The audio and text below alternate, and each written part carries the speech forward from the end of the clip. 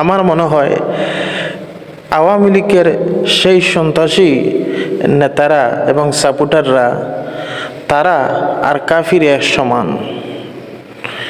এই তো মাইজভান্ডারি এক জানোয়ার মারা গেছে। আপনারা সবাই জানেন যে মাইজভান্ডারি সে মিথ্যা মামলা দিয়ে আল্লামা দেলোয়ার হোসেন সাঈদী সাহেবের বিরুদ্ধে প্রধান সাক্ষী ছিল। আসসালামু আলাইকুম ওয়া রাহমাতুল্লাহ। প্রিয় বন্ধুগণ, আশা করি আল্লাহর রহমতে সবাই ভালো আছেন। আলহামদুলিল্লাহ।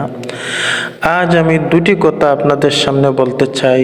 আমি জানি না আমার এই কথার উপর আপনারা কতটুকু সহমত থাকবেন, কিন্তু আজ আমি সেই কথাটি বলতেই হবে। দেখেন, আমার মনে হয় না যে আওয়ামী লীগ যারা করে বা আওয়ামী লীগে যারা ছিল তারা কোনো সময়ও মুসলমান বলে আমার মনে হয় না। আপনাদের কি মতামত আমি জানি না, কমেন্ট বক্সে তা জানিয়ে দিবেন। আমার মনে হয় আওয়ামী লীগের সেই সন্ত্রাসী নেতারা এবং সাপোর্টাররা তারা আর কাফির এক সমান। এই তো মাইজভান্ডারি এক জানোয়ার মারা গেছে।